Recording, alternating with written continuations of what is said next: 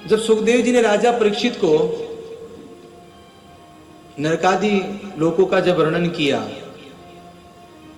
तब पीपल के पत्ते के समान थरथर कांपने लगे राजा परीक्षित ने कहा, बोले सरकार, ये पाप करने से व्यक्ति इस नरक में जाता है, ये पाप करने से व्यक्ति इस नरक में जाता है। मैंने तो कितना अगम पाप किया है, मेरा क्या होगा, मैं कहां जाऊंगा। सुखदेव जी बोले कि राजन, तुम ये जो नरक है ना, नरक, इन नरकों को तुम धोबी घाट समझो। अब आप पूछें कैसे? भाई हम जो कपड़े पहनते हैं, कितनी भी सावधानी से कपड़ों को रखे, कपड़े गंदे होते ही हैं।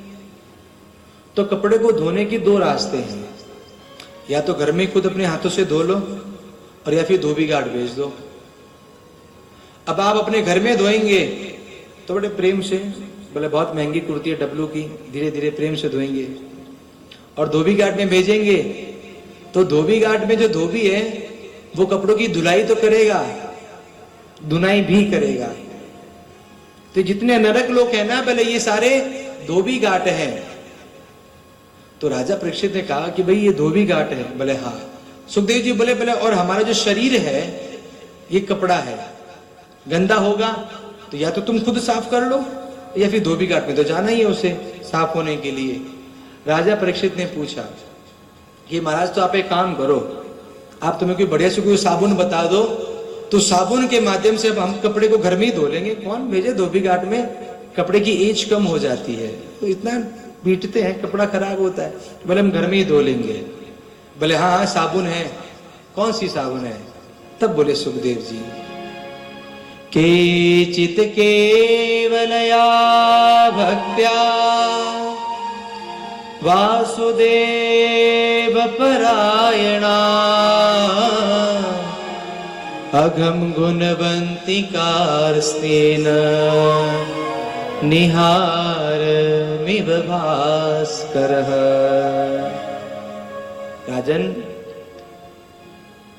जिस प्रकार सूर्य के प्रकाश से कितनी भी धुंध हो, कितना भी कुहासा क्यों न हो, जैसे ही सूर्य नारायण उदित होते हैं सारा कुहासा छट जाता है, ठीक उसी प्रकार से अगम से अगम भी दोष क्यों न हो जीव का, केचिद केवलया भक्त्या वासुदेव परायणा, भगवान के नाम का यदि वह जाप करे तो अगम से अगम पाप भी उसका समूल नष्ट हो जाता है।